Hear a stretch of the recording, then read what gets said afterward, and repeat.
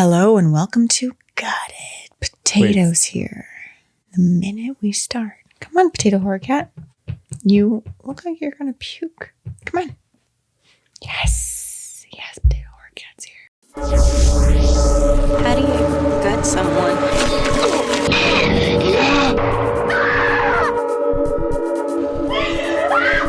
Always trust my gut.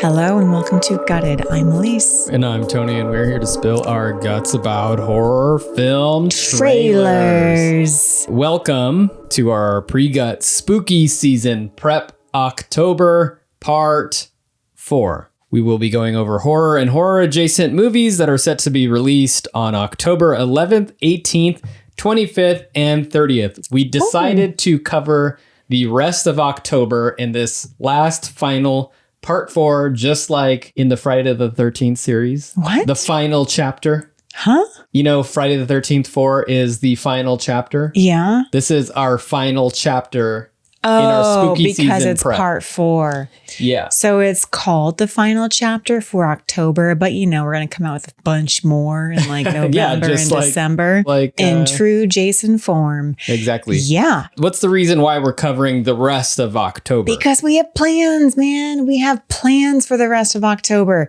So yes, there are quite a few movies that have just come out in droves in October and September, and we're covering as many as we can. We're not covering all of them, but we've got 10 today, which is 2 more than last week. Yeah, the list keeps growing. 6 more than the first week that we started doing this. This is for you out there to prep you for spooky season. If you do not know what to watch this October, then listen to this episode because we are going to give you 10 movies on different streaming sites, some that are going to be released in the theaters, some big horror blockbusters. Some heavy hitters that you probably already know about. And then hopefully a couple that you haven't heard of that you might be interested in checking out after listening to us talk about the trailer and trying to make predictions. We should remind everybody that with these trailer reviews, we try to go in fairly blind. We are not researching these and we're not trying to spoil anything.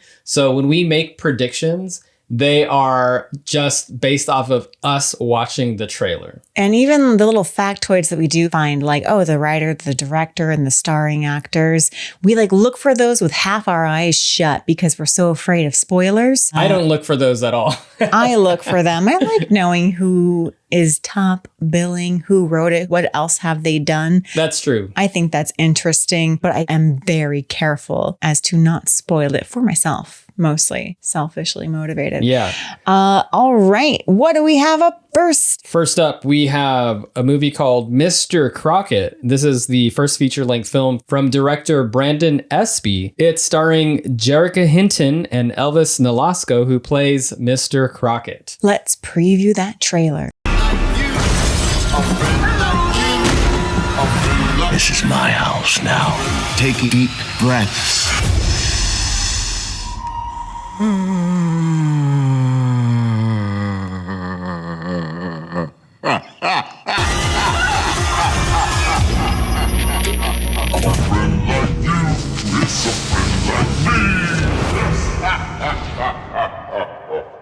What friend happened? Like you is a friend like me. That's a catchy song. That was catchy. Mr. Crockett is a man who appears on a VHS tape. He also appears to be able to travel through your television, scream maniacally at you, and maybe do some creepy things to kids. Mm-hmm. So, yeah. That's it. That's what's going on in the trailer. In a nutshell. In a nutshell, yeah. Back to my terrible recaps of things that I just saw like 10 seconds ago. Mom finds a VHS tape of something called Mr. Crockett in one of those shared libraries, those sort of like community libraries, a little birdhouse outside, and you can put stuff in there. Yeah, it's nice. And pops it in for her kid, and it's a fun Mr. Crockett, kind of like a Mr. Rogers-esque kid show with Mr. puppets. Rogers meets Barney and Sesame Street. Yeah. And Mr. Crockett's a fun guy. He's got a catchy tune. He's got a little friend like you is a friend like me. Yeah. But something's up with Mr. Crockett. He can laugh maniacally into the screen, come through the TV screen. And of course, the kid's only sitting 2 inches away, so it's pretty easy to get him. Yeah, a couple things. I'm guessing because it is a VHS player that this is going to be a period piece, maybe like late 80s, early 90s. Appears to be an all-black cast, which is cool. And this is part of Huluween. I like that, Huluween. And it's written in kind of like the Goosebumps font where it's green and drippy. Mr. Crockett has an awesome mustache. He does have a really nice mustache. He looks otherwise dapper when he's not laughing maniacally. Yeah. Anything else I missed in the trailer? My visual and short-term memory comprehension is god awful. Honestly, it was very fast. He did come out of the TV. There were people crawling. At one point, I think somebody was crawling upside down, or perhaps it was filmed upside down. I don't know. But lots of nefarious, spooky, and supernatural things were going on surrounding Mr. Crockett. The mom and her friend are like, oh no, what's going on? They look very panicked. The kid doesn't seem too concerned though. No, the kid loves it. Kid's having a great time. Yeah. Mr. Crockett's the kid's best friend. Yeah. So it'd be like if Barney came out of your TV in the 90s. Wouldn't you love it? Barney was kind of scary. So was Blue's Clues. Actually, I'm going to say that most kid shows are a little bit creepy. The Mr. Crockett song that reminded me a lot of the Barney song, which is very simple and creepy. The I love you, you love me. We're a happy family. Like, you don't know me, Barney. You're just assuming that I love you. What this reminds me of is The Ring. Yes. You have somebody coming through the TV. I was kind of thinking it had like a Five Nights at Freddy's vibe where it's made for perhaps younger horror fans. Okay. But I couldn't find a rating. I could be recommending this for some younger horror fans and they're going to watch it and be terrified. But Huluween, the font looked very kid friendly. I'm assuming this is for younger horror fans. Yeah. Also, it reminds me of Mr. Boogedy. Mr. Boogedy. Little Disney horror that came out in the late 80s. The Dark Side of Disney and The Ring. Predictions. I think Mr. Crockett's going to come out of the TV and take that little boy. I'm going to guess it's going to turn out that a lot of little kids have been going missing because of this Mr. Crockett video. And that's who that one friend was who was like crying at the mom. She's like, you don't understand. My kid's gone too. I'm going to guess that she had a kid that's gone too. And all these kids in this neighborhood are going missing. And this tape, you can't destroy it. It's like Jumanji. It just keeps showing up. Even though you try to toss it in a river or bury it, it'll show up in your trash can. And you'll be like, oh, who threw this out? This is a pretty good VHS tape. I'm going to give it to my kid. And the cycle's going to continue. Oh my gosh, that scared me. Mr. Crockett's coming for you. Tony's alarm chime went off on his phone and it sounded like a little tiny doo doo doo, like a little bedtime lullaby, and it scared me. Yeah, it didn't silence my phone. Oops. So maybe Mr. Crockett will be scary. I don't know. What's your prediction? Everything that you said, double. Yep, same goes for you, double. Cool, let's look at the poster. We have Mr. Crockett in his maroon vest, yellow dress shirt with a green bow tie. He's got a friendly smile and a friendly mustache. Kid's best friend and your worst nightmare. It looks creepy. I like the purple hue behind his head. He's got this big, grinning, scary mouth. We can't see his eyes. We just see him from the nose to the chest, just his bust up to his nose. I like the purple hue behind him. What kind of merch do you want from this poster? I clearly want a bow tie. Yeah. Actually, bow tie sounds good. I will wear a Mr. Crockett bow tie. That was Mr. Crockett coming out on October 11th, only on Hulu. Next up, we have the highly anticipated Mr. Crockett 2. Just kidding. Terrifier 3, written and directed by the one and only Damien Leone, starring Lauren Lavera, who is reprising her role of Sienna from Terrifier 2. Also, Elliot Fullman returning as her little brother, and David Howard Thornton playing Art the Clown. Also, quick little shout out to Chrissy Vogel, who's playing Jennifer. We talked about her last week because she's starring in Little Bites. All right, let's preview that trailer. I have to go back to the Terrifier. Still buried there, isn't it? It might be the only thing that could stop them.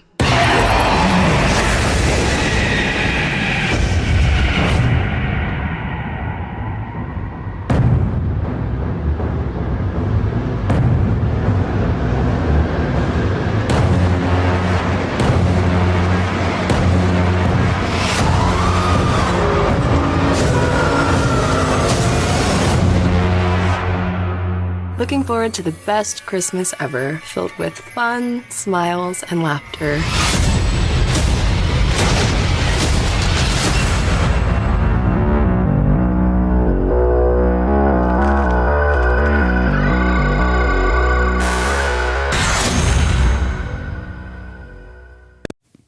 Wow. That was Terrifier 3. Art is back. He's back. With a chainsaw. And an axe. Aleece, what is going on in the trailer of Terrifier 3? Okay, vastly different than the teaser that came out earlier this year or at the end of last year. It kind of doesn't follow along with any of the predictions that we had in our teaser episode. And this one looks like it's Christmas time and Art is back. Sienna is having dreams, or so she thinks, that Art's back, and she's telling her little brother, who I think is in college now, or maybe that was high school. I think Sienna's in college. Sienna's in college and maybe her brother's in high school. Yeah. But she goes to visit him and she's like, he's back. And he's like, no, why would he come back? Obviously, that's dumb. So he doesn't believe her. I'm like, why? Horrible things happened last year that you can't explain. Why wouldn't he be back? He's like, well, he wouldn't come back because he'd be afraid of you. And she's like, oh, well, I have to go make sure. Anyway, lots of people die. One of her friends is like, tell your experience about what happened to you. People are going to be so interested. I think that girl later gets killed in a shower. I'm sure they're all going to get killed. They're all going to get slaughtered. And it has that same Damien Leone cheekiness. Art's dressed as Santa Claus and he's going to deliver presents at the mall to all these kids running towards him. They're like, Santa has presents, and he's covered in blood, but they don't care. They want presents. So maybe it's a comment on how kids don't care as long as they get a present. That's what it's about. Yeah. But it kind of seems like it has the same mystical feel of the second one, where almost anything can happen. What will happen? That is the big question. That's the question. One thing I would like to say is, yes, we have already done a review on the teaser. There is a scene of Art eating milk and cookies at someone's house. So maybe there'll be something that was similar to the teaser. What I am counting on is it to try to outdo Terrifier 2, which will be a tall task. We've already heard buzz about this movie in terms of a controversy, a lot of people wanting to boycott this movie even before it comes out, based off of what the trailer or teaser is hinting at as far as the violence in this movie. I feel like the teaser did hint at a lot more violence, especially towards perhaps children. Yeah, well, what about that scene where he's at the mall with all the kids who are coming up to him? He was just giving them presents. We don't know what was happening there. So I think it's still doing that same thing that the teaser was doing. Will there be a scene that's trying to one-up the previous one? Yep. Who knows? We do know that it's only a movie, as they say. It's only a movie, guys. There's not really a 6'2" clown running around dressed as Santa. Yeah. Giving your kids body parts as presents. And horror fans have been salivating at the prospects of this movie for over a year. Yeah. Basically since the last one came out. And it was almost immediately greenlit that a sequel would happen. I actually had this hypothesis that Damien Leone didn't even have it written. He was just waiting for fans to come up with ideas and then pick the best one. I feel like that's smart. If you have a good movie, you're like, you know what? I can just write on this, have somebody else think of the idea, and then I'll write that idea. People who have seen advanced screenings of this are already starting to post reviews and little hints. No. So now I'm going to have to not look at social media before we see it. We already have our tickets booked. We are super excited to see Terrifier 3. There's going to be a lot of gore, and Art is going to do art shit, which is just art shit. fuck people up and kind of laugh in their faces about it. Yeah, he's going to have a great time, as Art does. Art never has a bad time. I do predict that they might have a flashback, because when we did the teaser trailer, I had a prediction that perhaps Sienna was one of the children. We thought that the teaser was happening perhaps in the 90s based off of the paraphernalia in the bedroom. We had a hypothesis the little girl was Sienna. I'm going to guess that we're going to have a flashback scene to see Sienna's origin story. Anything can happen. Damien Leone, I think he just tries to make as entertaining and as gruesome of a movie as possible, and then wait for people to puke in the theater. See what happens. And going to the poster. You know those movies where the poster is just like an actor's face? Like for Speak No Evil, it was just James McAvoy. This is that equivalent. It's just Art's face, smiling maniacally with his bloody axe and a little tiny top hat. And it says Terrifier 3. He's not even wearing a Santa hat. He's not wearing his new Christmas tree glasses. It's just his face, because that's all you need. We have seen the posters with Art dressed as Santa, which were super awesome. The one that is posted on IMDb, it's just Art with an axe, menacing as ever. Yeah. And looks like he hasn't had any dental work in a while. Doesn't need it. His gums are straight black. What merch would you get from this poster or movie? I feel like I just want a poster. You just want the poster? Yeah. I kind of want a Christmas ornament. I want that Art's is a great face. idea. I actually kind of want Art's whole body as a little Christmas ornament. And I actually would like it if he was wearing a Santa hat. That's amazing. All right. I agree with you. I'm going to change my answer. Cool. Next up, we have a little film called MadS. Capital M, lowercase a-d, capital S. From director David Moreau, who also co-directed and co-wrote the French film Ills, also known as Them. Not to be confused with the Amazon Prime show Them, created by Little Marvin. Ills was the film when you mention The Strangers. People are like, Ills came out first. Ills was very creepy. And I could be pronouncing that wrong because it's a French word. So it could be Il. But MadS is the latest horror film from David Moreau, and no writer is credited at all. I tried to look. So either it's being very mysterious or there's no script. Ooh, okay. Very intriguing. Let's check out MadS, Tony. What happened in that trailer?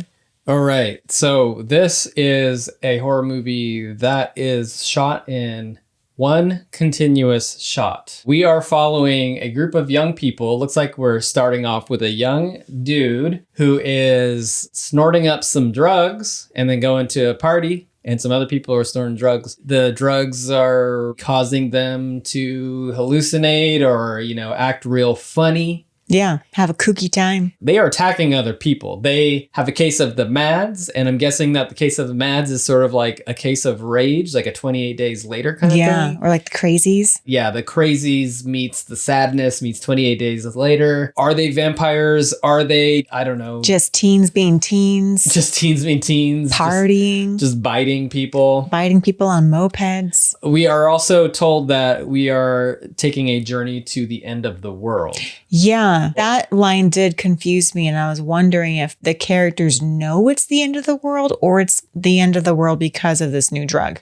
Yeah, and there was something about contamination complete that I saw. Very intriguing. I'm not exactly sure what's going on. I kind of am guessing that it's like a Crazies meets Birdman. It's this drug. I kind of think I'm going for bioweapon. It's a bio drug that's been weaponized by, who knows, people that want the end of the world. They're distributing it to the teens first because they know that teenagers don't have a fully formed frontal lobe yet, and they're more likely to make less sound decisions.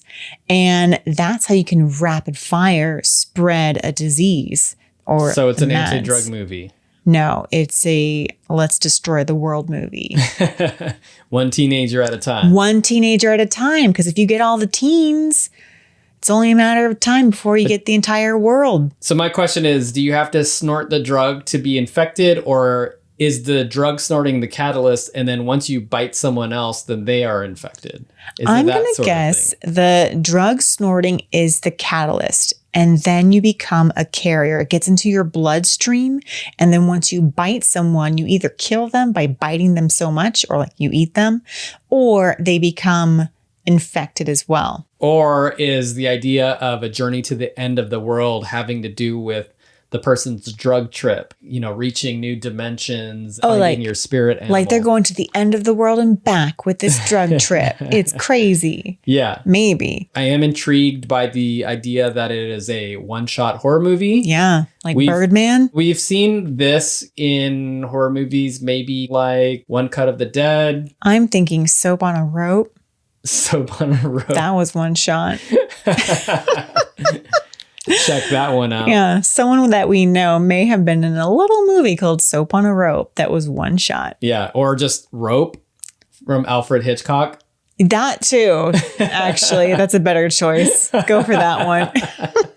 Although that's more of like a psychological thriller. Yeah. I think Rope actually had like maybe 3 shots. All these movies that are one continuous shot, they are often not one continuous shot. Yeah, they're not truly one continuous shot. They will hide some little cuts in there. They probably filmed all the way through like 3 times and then like interspliced it together. Yeah, but still, if they did do it and pull it off in one shot, then that's amazing. Then it's like amazing. A horror play that's shot very spatially. And what's mad about it is that it looked like it had several different locations. It's not just hanging out in someone's apartment, like in Rope. Yeah. You're getting on a moped and traveling across France. I do like that kind of subgenre that we have here. Yeah. Of minimal shot movies. All right, let's check out the poster. We have dark corridor, and there's a silhouetted figure that is crawling on the floor, coming to get you. Very Japanese horror style. It does look a lot like the poster for the remake of The Crazies, where it's kind of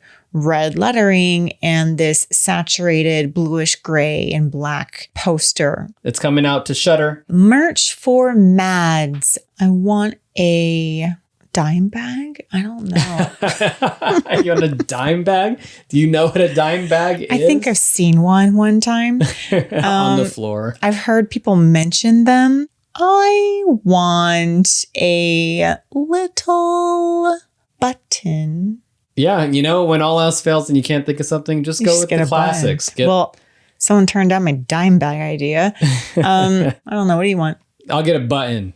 Button. Yeah. This looks like a great button. Actually, I think sunglasses would be cool because I feel like when you're on drugs, don't you want sunglasses on?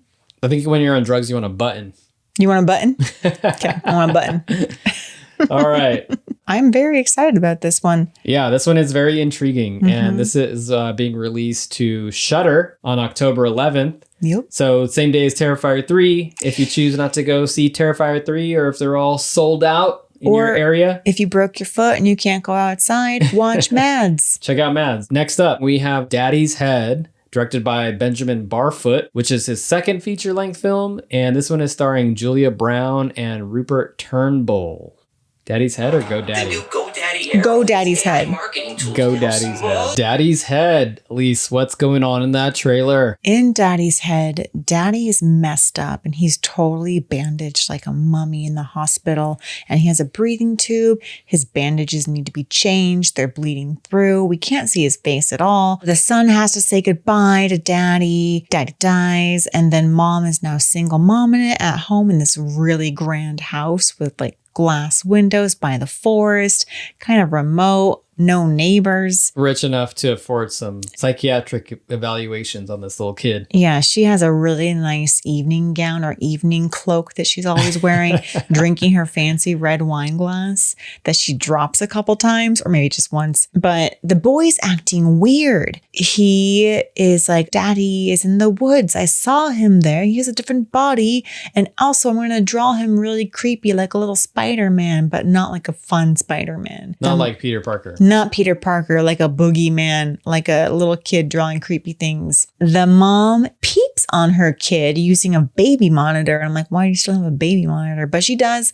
And she watches him at night. And he kind of like moves around and does weird things. In the end, I think they do see Daddy in the forest, but he does look like a little creepy Spider-Man. He comes at them and then he makes his way into the house and they're screaming. And she's like, there's a knife missing. And I think the little boy took it. So it's like, is it Daddy or is it the little boy? Who's being creepier? And then we end with Mom screaming. And I think we see a very quick clip of Daddy's face. You mean his head? His head. Daddy's head. Looking kind of melty skeletal, but still wearing a suit. Yeah. So what's going on with Daddy's head? In the trailer it says grief takes many forms. Oh, is that what it said? All I saw is that it said grief really big. Reminds me of Hereditary. Some accident happens to Daddy. The kid is all shooken up about it and he starts seeing Daddy's ghost. Why do you think it's called Daddy's head? Probably because the accident that happens to Daddy happens to his head and his face. Maybe he's in a car accident and his head gets smashed. It kind of reminds me of, just the title reminds me of that Giallo film called Macabre, where someone might have a head in a mini fridge. I don't think this boy has a head in any mini fridges though. I don't think anyone has any heads in the mini fridge. If anything, it's out in the backwoods, which is their backyard, an entire national forest. Okay, I feel like someone has a head somewhere. And it could be the little boy. Maybe the little boy saved Daddy's head. I think the little boy did save Daddy's head. That would be more interesting. Because that knife was missing. And Mom's like, there's a knife missing. And it was like the second biggest one, not the biggest one. So he's practical. He just needs like the second biggest knife. He's like, we buried Daddy out back. I went and dug him up and I cut his head off. I miss our talks and I have this mini fridge by my bed. If that's happening, then this is going to be a great film. Let's check out the poster, unless you have any more predictions. That's it. I mean, did you have one? No. No? All right. My prediction was that the kid needs therapy.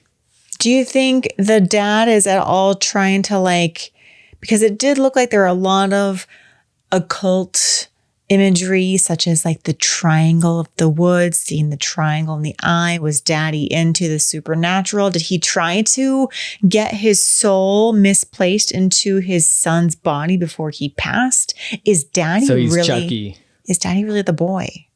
I think if any of these things happen, then it will be a very interesting movie. As we see in the poster, Dad looks like he has a leather face. Is he in a body bag? Like he's stretching through the body bag, or maybe he's in like some bondage gear, but you can see his teeth.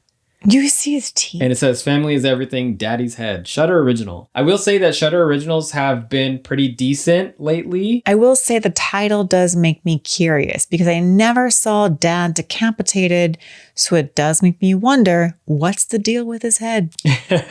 Is it like the movie Seven? Yeah.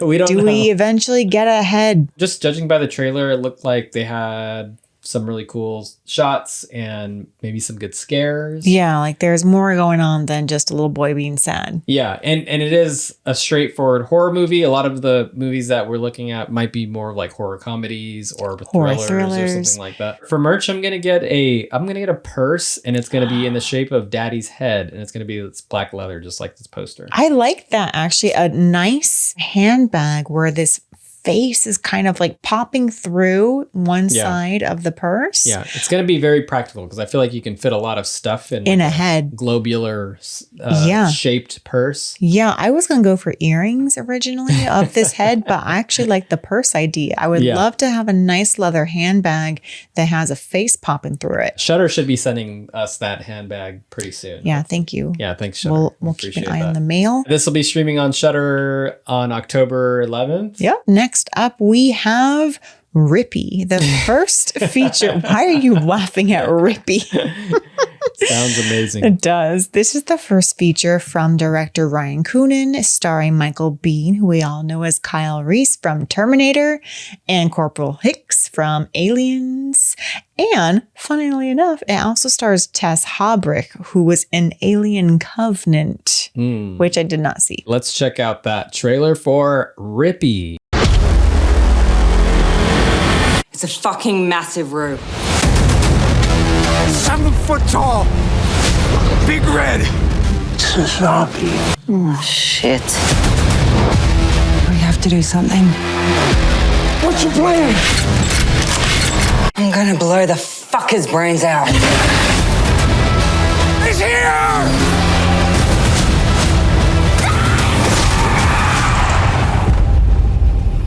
Come here, boy.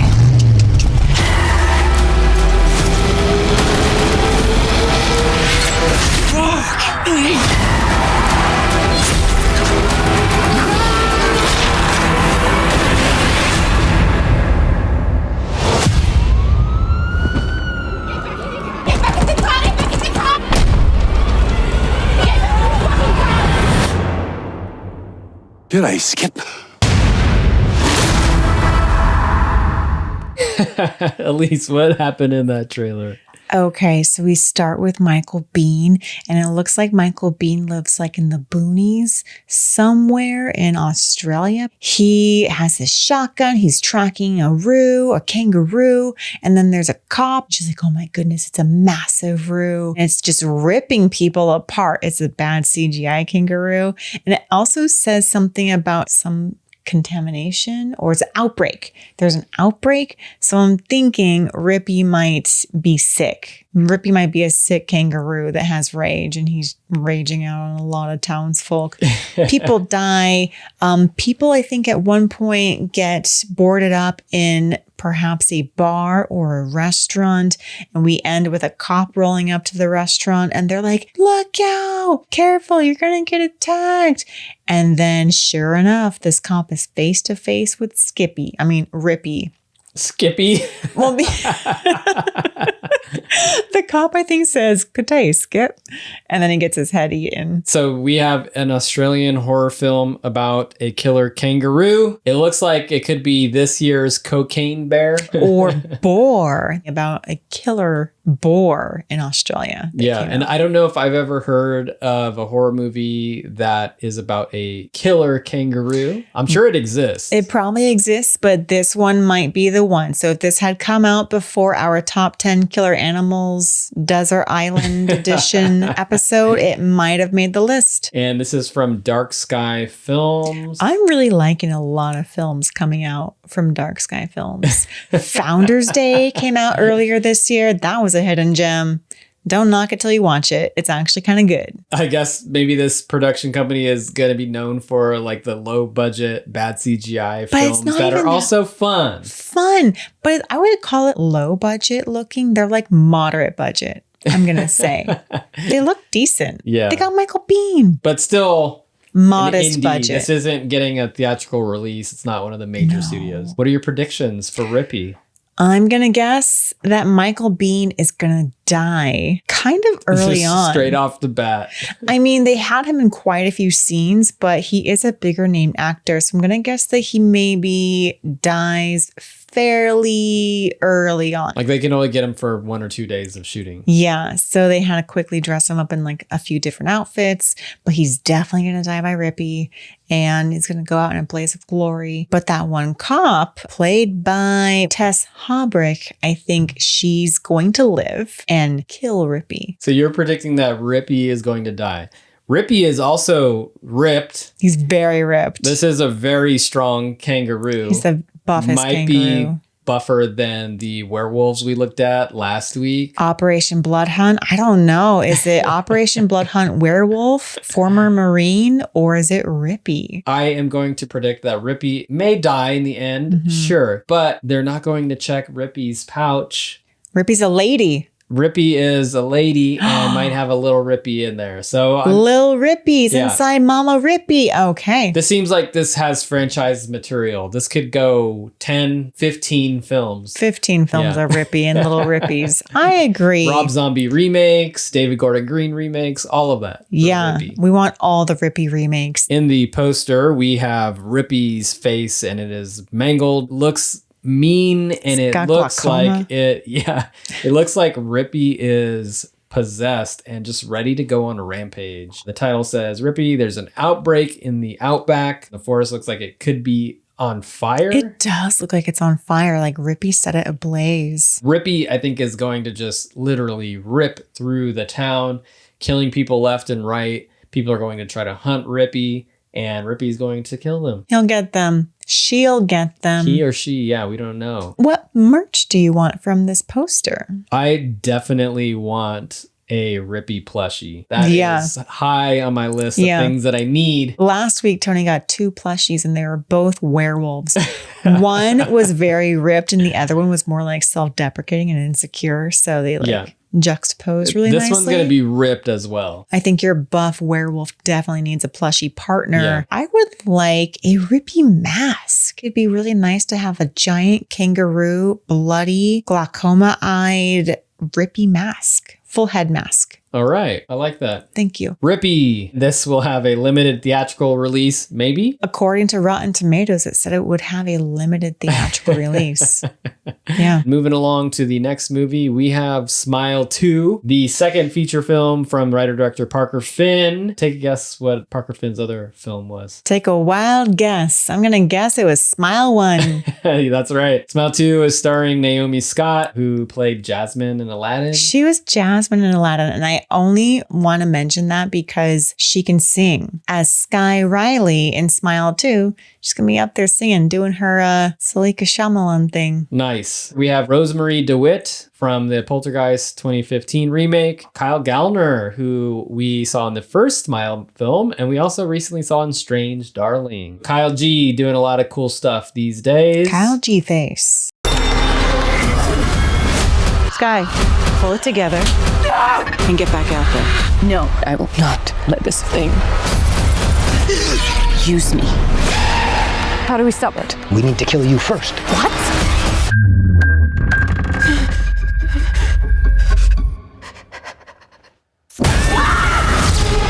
We have to end it. No matter what. You're not in control.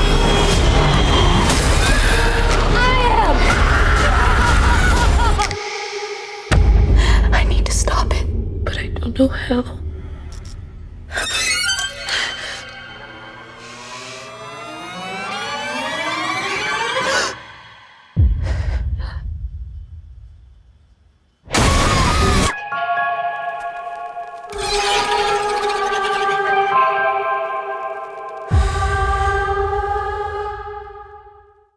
Smile 2, our second heavy hitter.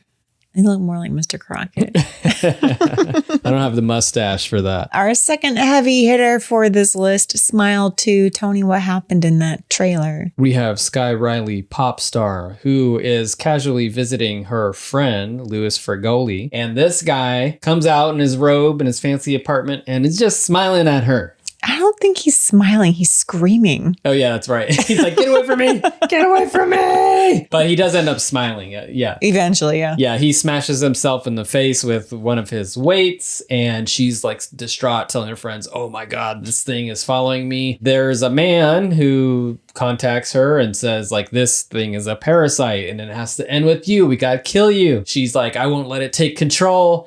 Meanwhile, all of her fans are smiling at her and people her backup dancers. Yeah, people who are working for her, and they are moving in these big clusters of people down mirrored hallways. They're just doing contemporary dance movements. With creepy smiles. Yeah. She's got to slap herself in the face several times. She's not dreaming. She is going to partake in some sort of like back alley operation. She's in like a walk-in fridge where she's trying to like inject herself and die or make her heart rate go low enough to seem dead. I feel like that's not the first time we've seen the whole, I have to die in order to get rid of this curse. Gotta die to live. Didn't it happen in one of the Final D movies? I think so. We have been seeing this trailer in theaters for several months. Do you remember the teaser? I remember there was more of like a performance. So for Smile 1, they had this really cool marketing scheme where they hired people to smile at baseball games and sporting events just in the background, like really creepy like. No signs or like no promo logos or anything. They're just standing there smiling in the background. That was good. I like that. Great marketing campaign. Yeah. This one, they were trying to create this persona of this pop star, Sky Riley. They're like, new album dropping. And it wasn't until I was on Instagram that someone was like, I think this is a promo for Smile 2. Because who's heard of Sky Riley? I was like, huh. And then sure enough, it was. I was like, crazy. How did that guy know? Yeah, I missed all that. They may have dropped that marketing plan and then just went with, you know what, we're just going to show the trailer for this movie for like 4 months in a row. Yeah. They did the Speak No Evil thing where they just heavy hit us in the theater. And Kyle Gallner is credited in this movie. And I've only seen Smile one time. I thought he died. I cannot remember. I didn't see him in this trailer. So if he did not die in Smile 1, I'm going to predict that he's the opener. He's the Drew it's like Barrymore. a Final Destination kind of thing. Yeah, so he's going to die first in the opening of our movie, but he'll die in front of Louis Fergoli. Louis Fergoli. He'll freak out and go tell Sky. He sure just kept that secret. I feel like there's going to be some fake out smiles, like maybe that little girl who's a fan. She's really just creepily smiling at her. Or the guy who looks like he could be a backup dancer or like an intern or something. Like he's like, hey, you look good. And he's just smiling at her cardigan. She's like, oh. Yeah. I will say there's like a trailer too where Sky Riley signs the creepy little girl's shirt without even asking her if it's okay. And yeah, the girl's creepy and she probably is not in her right mind to say no, but you should have like gotten consent before you drew on this little girl's shirt. Her mom's gonna be so mad at her. Anyway, that's my big complaint about trailer 2. Another thing that I had thought, and this was kind of early on when I first seen the trailer, but I thought like, okay, maybe this movie is going to raise the stakes. So we have a pop star and all of these people smiling at her, and maybe it becomes more of like a widespread sort of parasite infection. So she dies live on stage. And all these people see it. And now it's like infecting a large population. That's like, I'm trying to think of like, why is she a pop star? Yeah, I think you're right. I think that probably is going to happen. I think she's going to do her darndest to make this thing skip her or think that she's dead, but it won't work. And she'll have one final concert and she will die on stage. Yeah. Let's look at the poster. We have this sort of like Joker style smile. Sometimes when I walk by in the theater and see this poster, I would think that it was a poster for the new Joker movie and that this was Lady Gaga. Yeah. But it says, "It'll never let go," big fat smile in red, like tearing through a poster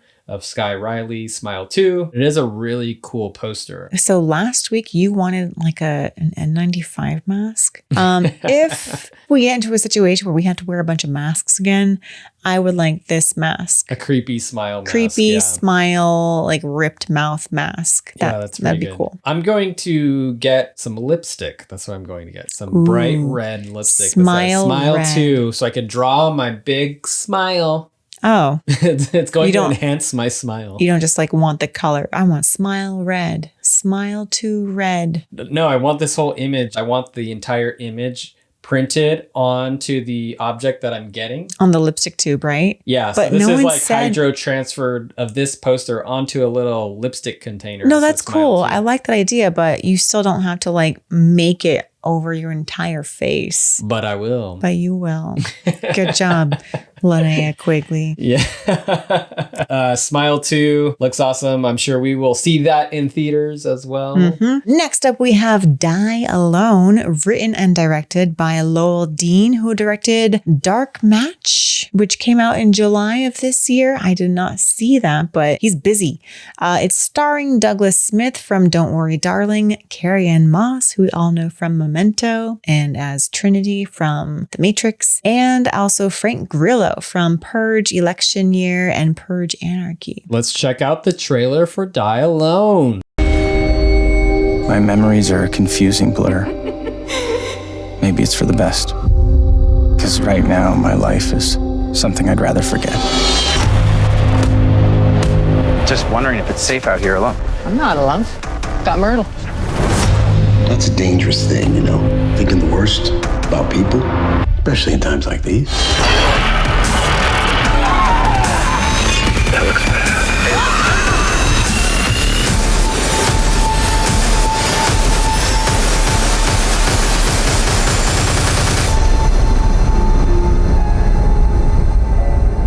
Anything else in here?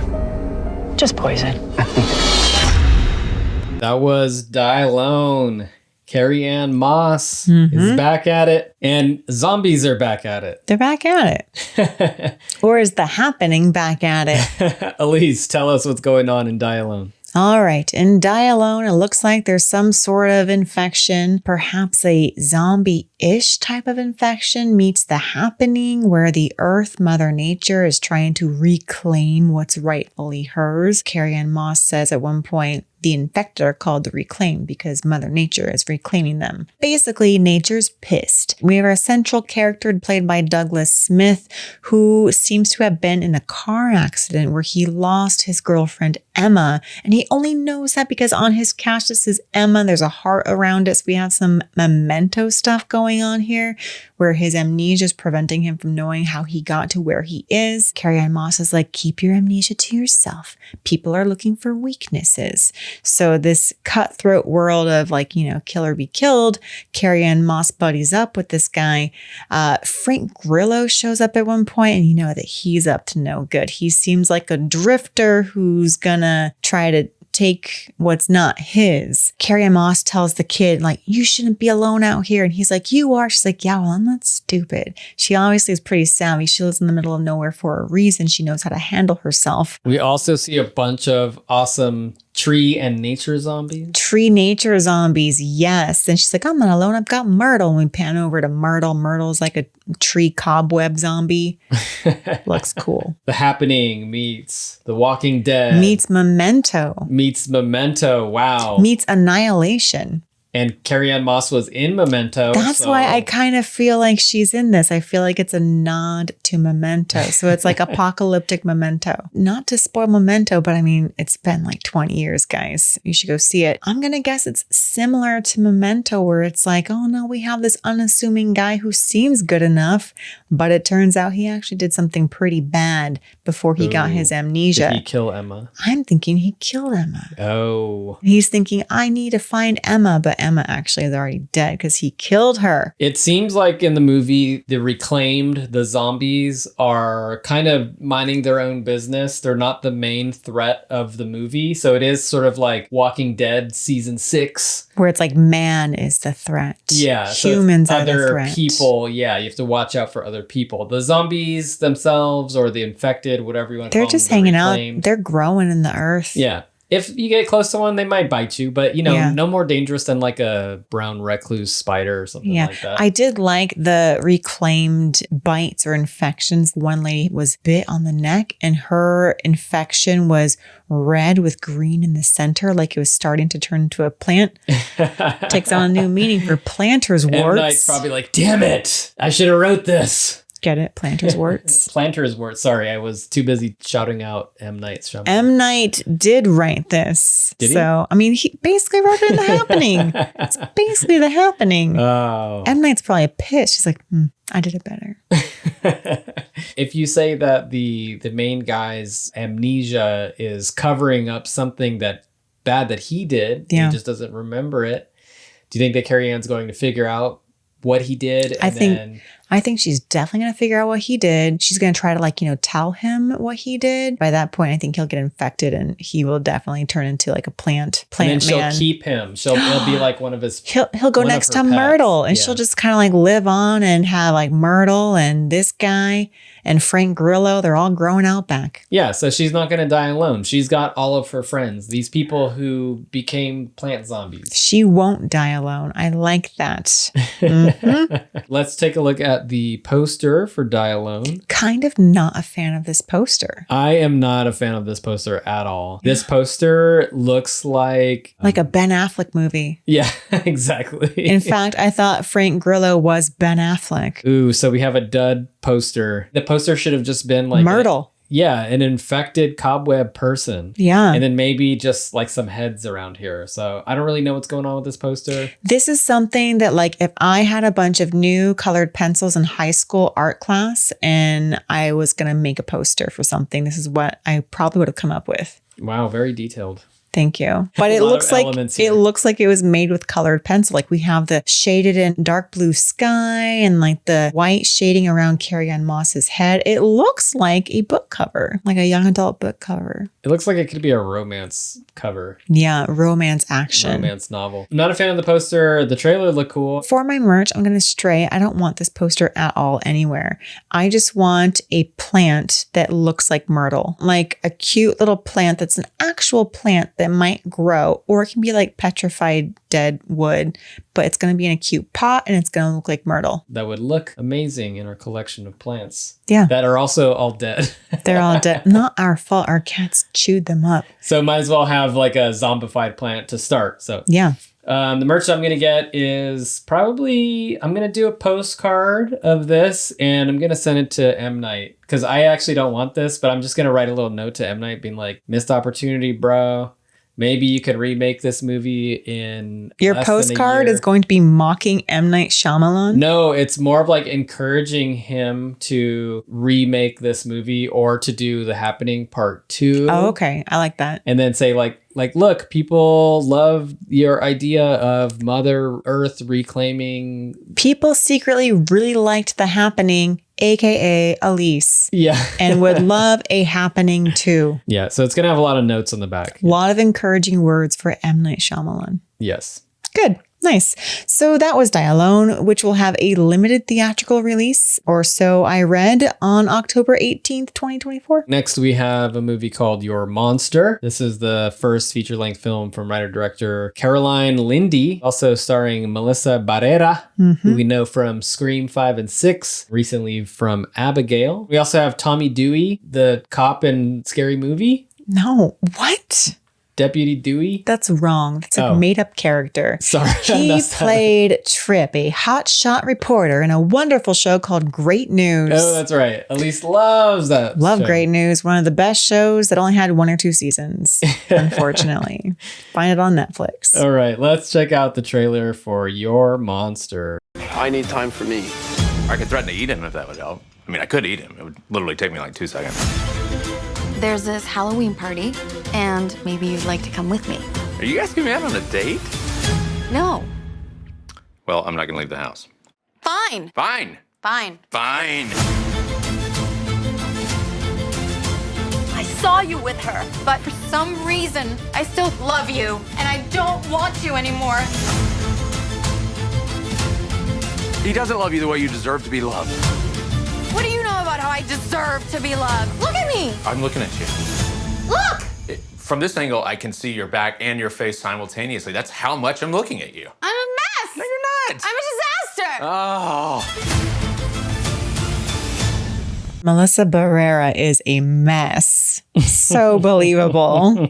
Tony, what happened in the trailer for Your Monster? Oh man, Melissa Barrera playing a person who was just dumped recently. I think she lives in New York. That post-breakup depression. She's eating junk food. Eating pie. In her jammies and her hair's all tousled. So she looks gross. awful. It's disgusting. Barf.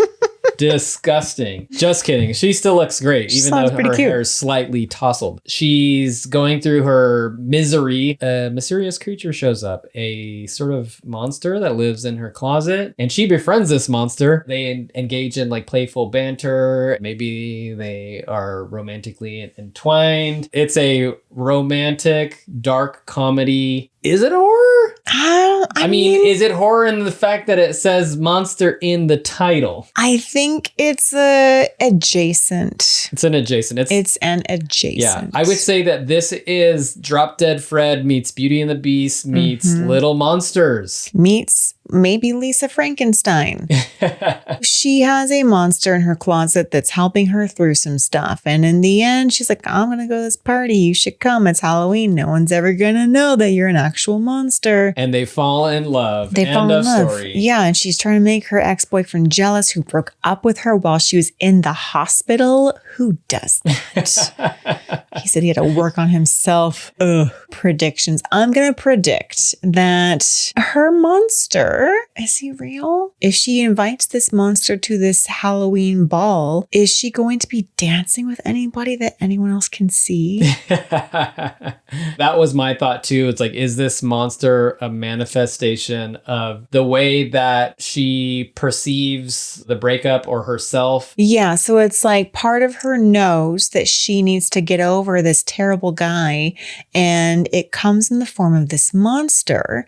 And so really this monster is self-love. This monster loves her, meaning that she loves herself. It's all about self-love. But it's going to get weird if she goes to a party and dances with nobody. Yeah, she's going to just be dancing by herself in the corner like, hey, hey, hey. That's fine if you're dancing by yourself in a corner like, hey, hey, hey, hey. But if you are doing the foxtrot with your arms around nobody like you're in the Haunted Mansion ride at Disneyland, that's going to raise some eyebrows. But it is Halloween, so do what you want.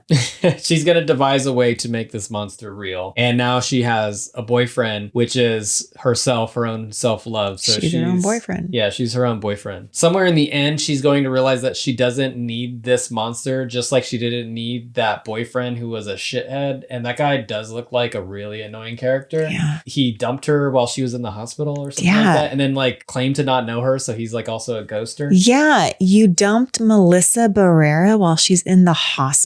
What were you thinking? But the thing is, when she realizes that she doesn't need that guy or she doesn't need any guy, including the monster, then the monster is going to disappear, sort of like Drop Dead Fred style. Yeah, it's going to be a really touching moment where she has to say goodbye to him and they're going to cry.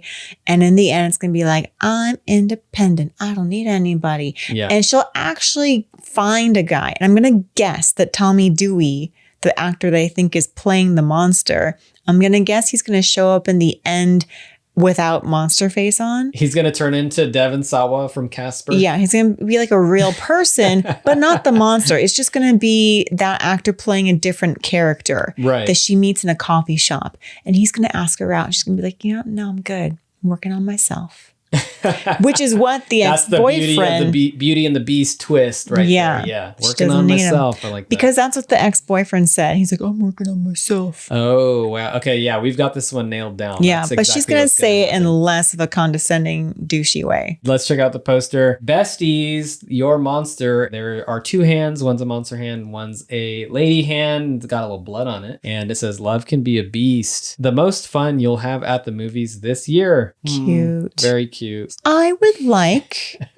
I'll take some blood spattered nails. Some nails, okay. Yeah. Because it looks like she has like, pinkish nails with maybe some red. Actually, no, I want monster hands. I think I'm gonna get like a Valentine's Day card. That's cute. I'll write little messages like those candies inside of the heart, and then I'll give it to all of my classmates, like you do in elementary school. They're gonna give it to me. I'll give it to Aleece too. Ugh, I don't want your secondhand monster candy. You know when you're in elementary school and you pass out the Valentine's Day cards to the entire class? Yeah, and you really focus on the one that you're giving to your crush, but you act like you just didn't care. Like, whatever, Exactly. I don't know what's on this, even though it says, I love you. So forever. the one that I give to you is going to be like so inconspicuous. I'm going to just be like, you're a beast. And I'll be like, what the hell?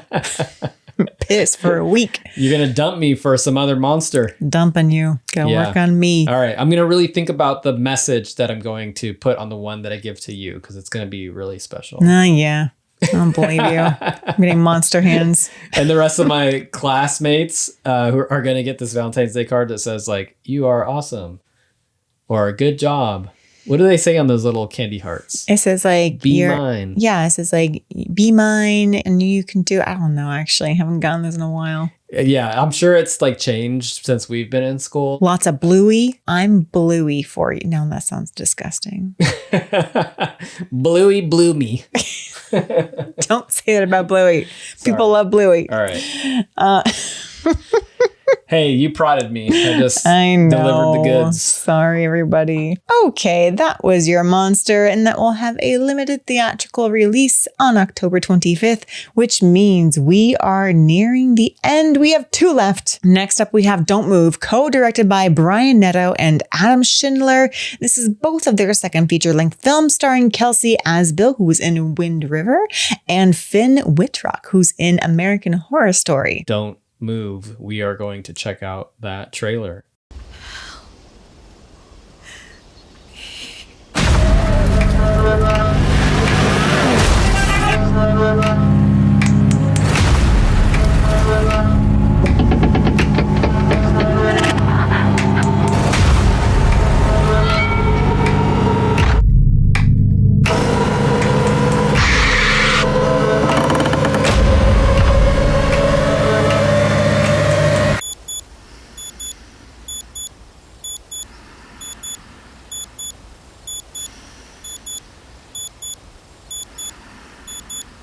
That was Don't Move. What happened in that trailer? A woman is in the middle of the woods and she's being spoken to by Finn Wittrock. He's like, do you feel it yet? You're going to go numb and paralyzed over the course of this movie. 20 minutes. That's like the first quarter of the movie. You're going to go numb in 20 minutes. So who knows what's going to happen after that.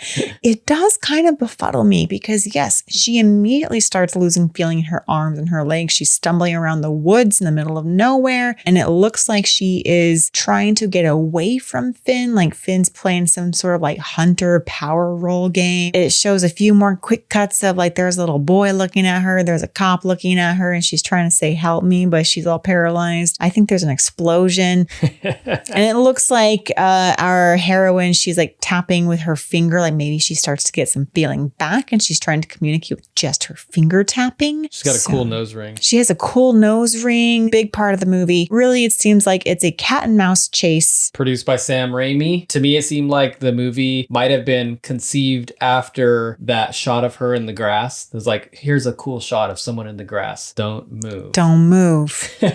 Yeah, I'm thinking it was made shortly after Don't Breathe. Oh. And someone's like, what else can we do? Let's make them not move.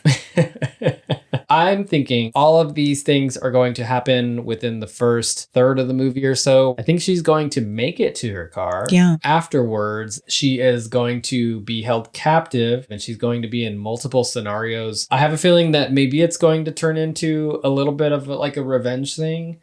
Somehow she regains her movement. Well, because it can't be forever, right? Otherwise, she would just die. Yeah. So it's like, it's just momentary paralysis. We see her lose movement over the course of the first third, like you're saying, but then the second third is her gaining all this movement back, and then the end is the revenge. Yeah, you had said that this reminded you of like a Crank in the Nature. Yeah, Crank in Nature. Crank in Nature. Where he's got to do all this stuff before his heart stops and he dies. So she's got to do all this stuff in nature trying to get to the road or her car before she goes totally limp. I think the trailer is throwing us for a little bit of a loop here in that all this stuff is going to happen pretty early on and then a bunch of stuff is going to happen afterwards. That's my prediction. I agree. I think I like that prediction. Let's move on to the poster. We see our leading lady in the grass. She has some blood on her forehead or by her temple. She's looking up. She looks totally paralyzed. It says, don't move off to the side. It says you can hide, but you can't run. What merch are you going to get? I want another plant.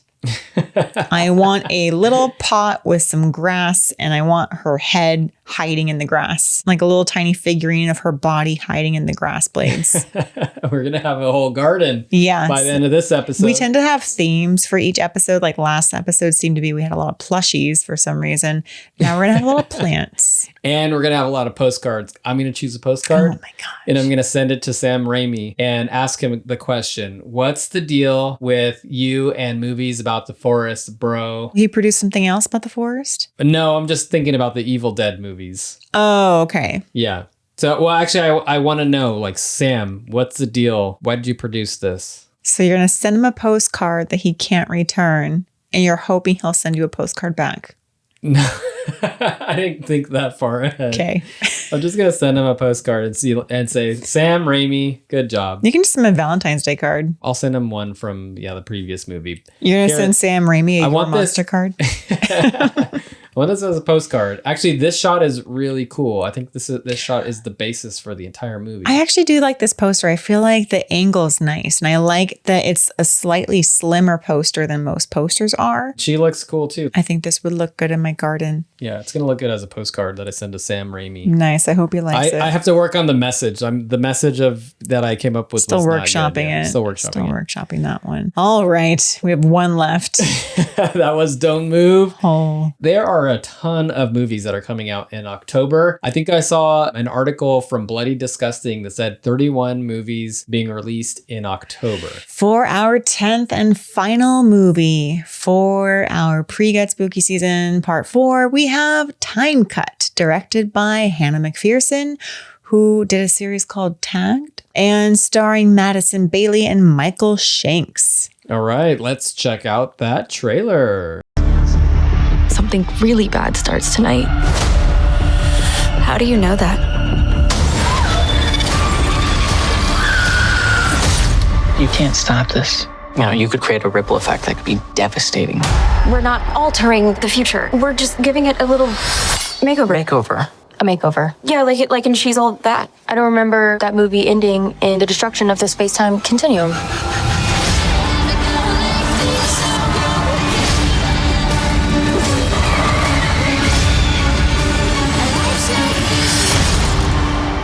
In the future, do they catch the guy? Summer. You're next.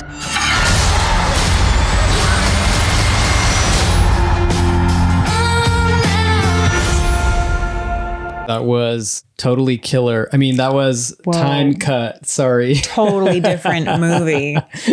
Well, it depends on which timeline you're on. Aleece, what happened in Time Cut? So in Time Cut, we start with a high schooler who's like, I wish I knew my sister, but I don't because she died. Why is that funny to you? I don't know. Because it's the 10th movie that we're doing. It's late.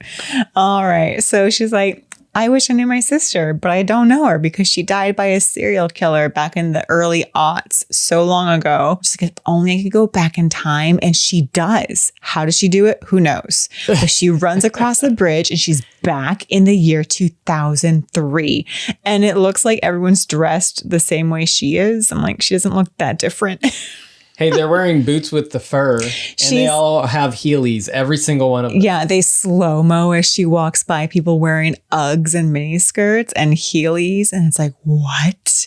And giant white, like metal-studded belts and low-rise jeans, and you're like, what? What land is this with low-rise jeans? Crazy. She finds her sister, who now looks like her same age. And her sister's like, you look so familiar. And she's like, yeah, I'm your sister.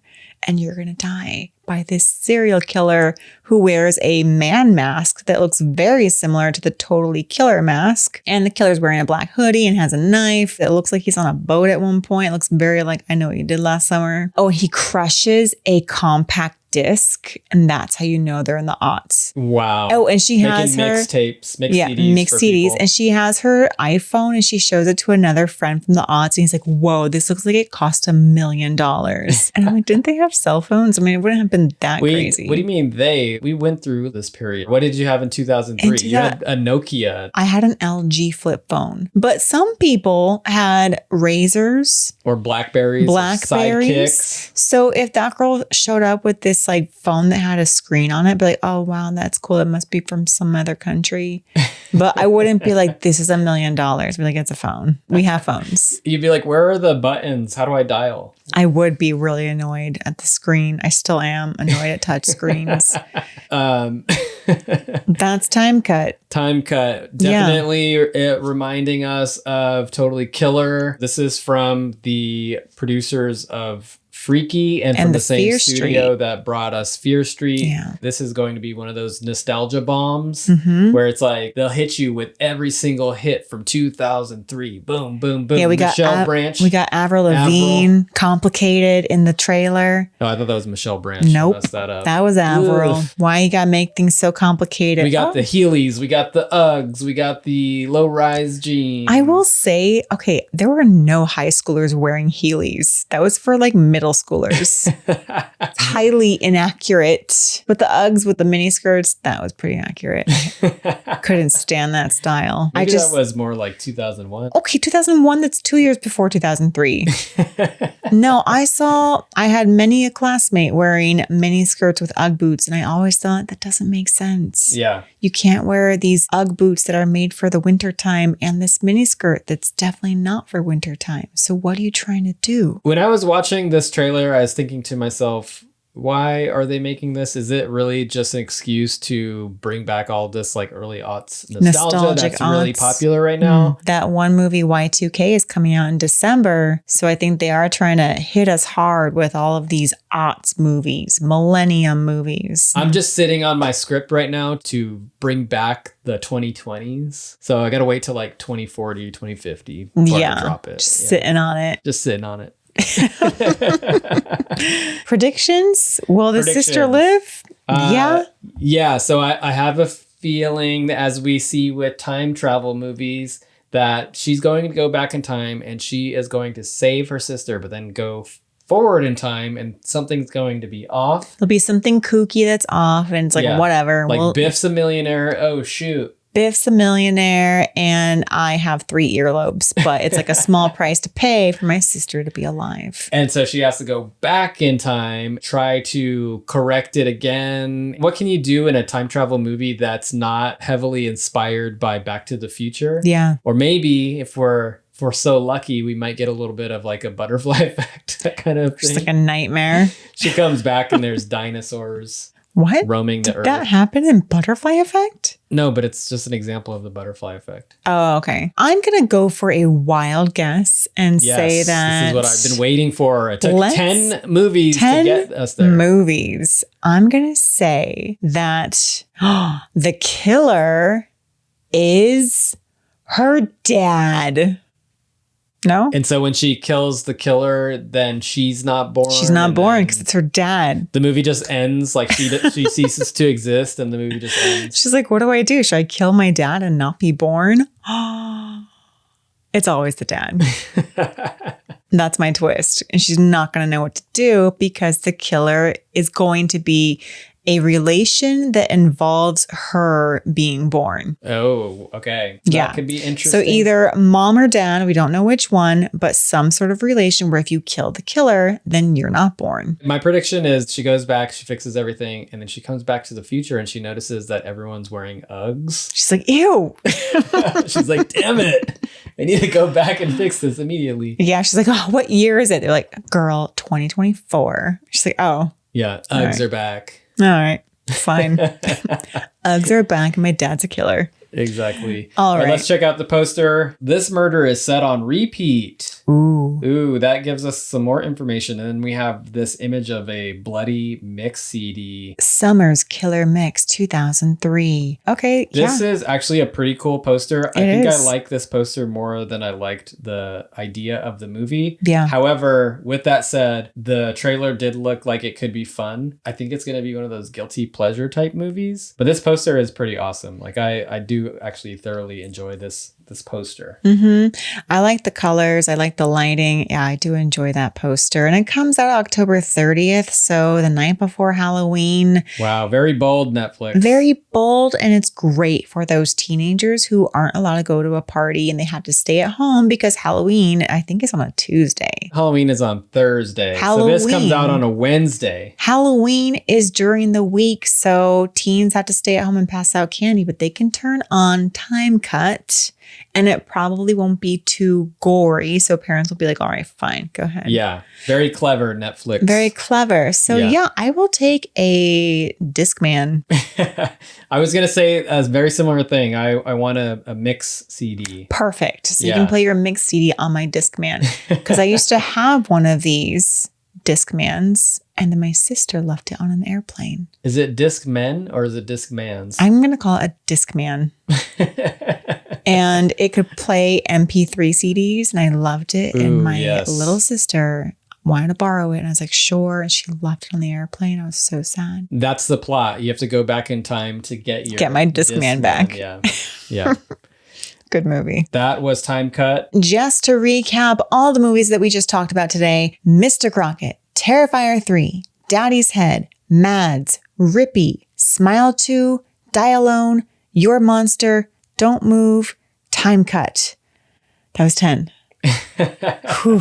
Okay. All right. So now we get to decide which movies we are going to check out before Halloween. It's a very busy spooky season. The two that I'm choosing to see before Halloween. Number one, I think this is the most obvious one. It's Terrifier 3. I've been waiting since Terrifier 2 to see this movie. I already have my tickets. Terrifier 3, the horror blockbuster of the year. It's finally arrived. And I'm just going to say, yeah, Terrifier 3 is definitely in my top out of these 10 that I'm going to see. My second movie, I'm going to actually choose one that's not a theatrical release. The one that had me the most curious was MadS. That's my same one. My same second one. Yeah, something about it's the one take, the one long shot. That's such a feat as a filmmaker. And even though it's been kind of done in other movies, I still want to see it done again. Yeah. Terrifier 3 and MadS. Those are my top two. I'm excited for these, but a lot of these look really great. So I am excited to see most of these. Rippy looks fun. Smile too. That looks good. So that's it. We made it. 10 did it. horror movie trailer reviews that are being released in October. In October, which ones are you going to see before Halloween? Any of them? Which ones out of all of the spooky prep episodes are you going to see before Halloween? Let us know if you are not a Terrifier fan, because they are out there. There are people who just do not like Art the Clown. And we get it, you know? He's a lot to handle. So understandable. Yes. Thank you so much if you stuck around to the end. Oh, and last time I said for those 4 of you that stick around to the very end, send me like a little spooky emoji. One of you did. Shout out to Average DE who sent us their favorite spooky emoji, which was a ghost. We heartily appreciated that. I actually gasped when I saw that in the comments. I was like, oh, whoa, somebody made it to the end, or at least skipped through enough to see that. So thank you for watching all the way through, and we really appreciate the support. Yeah, thank you. Make sure that if you enjoyed what you watched, give us a like, subscribe, give us a rating on Spotify, on Apple Music, any of that stuff. Yeah. And that would be cool if somebody could give us a rating, whatever you're able to do. If you have time to write a few words, we'd be happy. Why do you say it's so sad? I don't know. It's hard writing reviews. Yeah. So that's what I meant. If somebody could leave us a review, if you enjoyed it. How do you get someone to write a review for us? You just ask. It'd be cool. It'd be really cool if you wanted to write a review for us. Yeah, that's what I said. If you like what you heard today, please subscribe, like, or give us a rating. I know, but I'm trying to be more personal. Yeah, write a review. We'd be really happy if you wrote a nice review for us. We will shout you out. If you write a review and send us a message on Instagram, you will get a shout out for sure. And several spooky emojis back. Thank you for watching and or listening. This has been another episode of Got It.